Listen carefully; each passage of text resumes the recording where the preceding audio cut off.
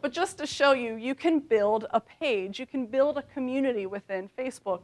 And you would say, well, why do you want to do this? Because there are 91 million people here, right? You don't want to connect to all 91 million, but I'm sure there are a good subset of people within here that would be good job candidates. Building a Facebook page allows you to have a presence within the site, and you're not forcing people to have to come to your career site. You want to be able to get your data, your content, in as many places as possible. Laura used the analogy of an RV earlier with media, and how with rich media you can think about that as your RV versus your career site. I would take that same analogy when you're thinking about distributing your content, your jobs, your events, your video outside of just your career site. And you want to get it into other places where people already are. And Facebook is an example of that. You did hear about Ernst & Young. They absolutely are getting a ton of results through their Facebook group. Some people kind of pass off what Ernst & Young has done as not being significant. They have almost 20,000 people that are part of their community on here. That's a huge number. They share pictures of them from events. They share information about different events that are coming up. They actively have people talking within their forums. All of these pages at the bottom you can't see. There's forums where you can ask questions and you can get real answers back. There's real two-way communication going on within here. 20,000. Best Buy, this is an example of their page. They have 786 photos in there. I think there's some activity going on. You can also build pages and groups within other sites. Within LinkedIn you can as well. Then there are sites that maybe, or I should say, kind of platforms that maybe you've never heard of. Who's heard of Ning? No? Anybody a member of recruitingblogs.com? Oh, Jeremy. All right. That didn't work. Ning is a site that you can go to and you can build a community on Ning. So we've done that for one of our clients. This is called the My PhD Network. And this was actually a community that was built for the PhD project doctoral students to be able to get together and share information with one another. It's a private network. You have to be invited to join. You get a username and password when you come here. But this, similar to what you can do within Facebook, they can share information, they can share pictures, they can share video. And it's very easy to do with a tool like Ning. Who's heard of Twitter? Oh my goodness. Is that because of CNN? I'm surprised more people have heard of Twitter than Ning. So Twitter is what's called a microblogging site. And if you take what you can do with sending a text message on your phone, you can send a text message, but usually can't be any more than 140 characters. That's how long it can be. If you take that and pair it with the idea of blogging, meaning you're posting content, you get Twitter.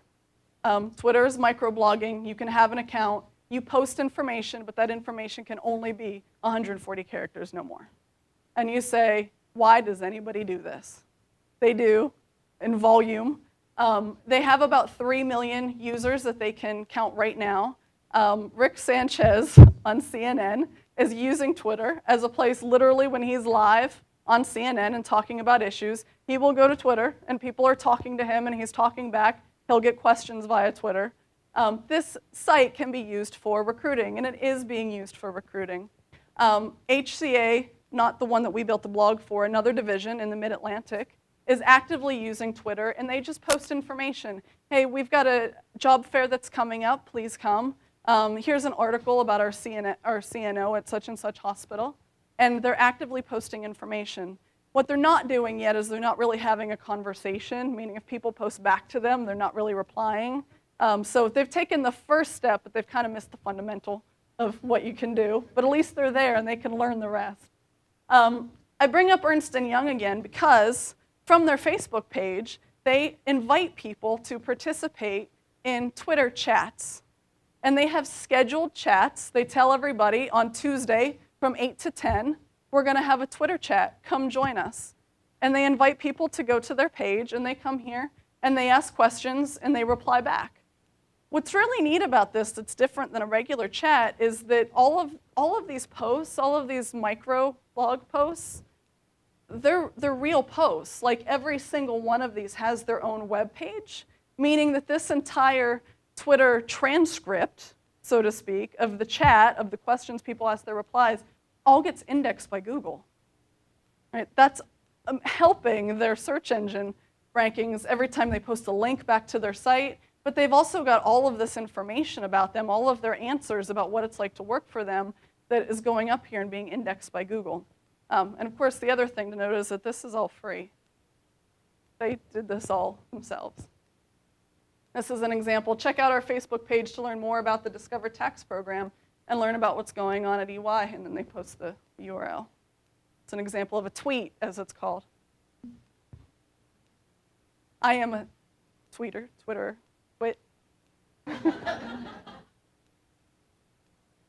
This is the end. We'll wrap up with everything that I've talked about, making sure that you actually bring this into your career site.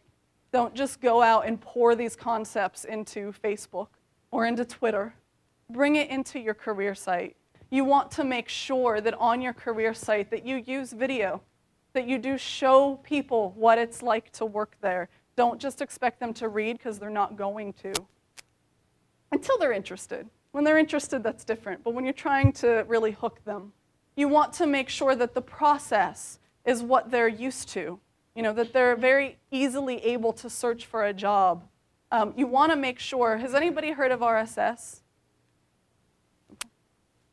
Who gets customized content within an iGoogle page or a My Yahoo page? All of that's controlled by RSS. A lot of people use RSS and have no idea that they use RSS. So being able to kind of get customized updates, a lot of that is powered by RSS. It's the river that data can travel along. Having an RSS feed for your jobs on your career site is actually the key to making your data, your content, portable, right? Those are the wheels to the RV. You need to have an RSS feed for your jobs in order to get your jobs out of your site and into Google, into other places on the web. Same thing with your video, same thing with other content.